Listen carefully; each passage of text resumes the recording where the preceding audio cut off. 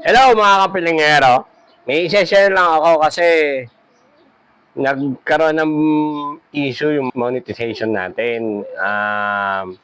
Yung isang content natin na sumasayaw na kasama yung lumabas yung kakambal na sumayaw nung ano nga to, itong simpleng tao.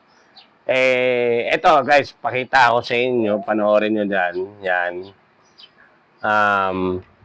Some of your content is not earning. Ayan, yun yung violation natin. So, ayan yung sipa isa din naman kami. Yung issue yan yung lumalabas. Tapos, what happened?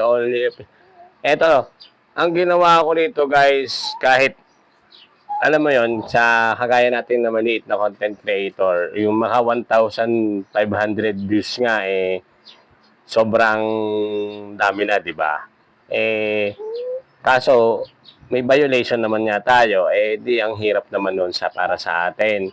So, ito yun guys, ito yung content natin ngayon. Ito, panoorin nyo.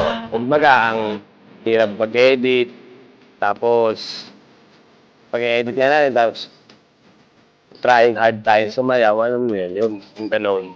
Ayan, yan yun. Naka 1,500. Ayun lang. So, ang ginawa ko dito guys, binura ako. Kahit na, walang magagawa. Kaysa naman, sabi nila, madidemonetize daw tayo. So, ayun lang. Share ko lang. Hindi ko rin alam kung anong violation nun. Ayun lang. So, anyway, pakilala ko sa inyo si Priya. Anak siya ni Daddy Bingo at saka ni Mami Lingling. Yan, oh. Ang kulit-kulit nito. Ito ay 3 months na. And now, see you guys. Please like and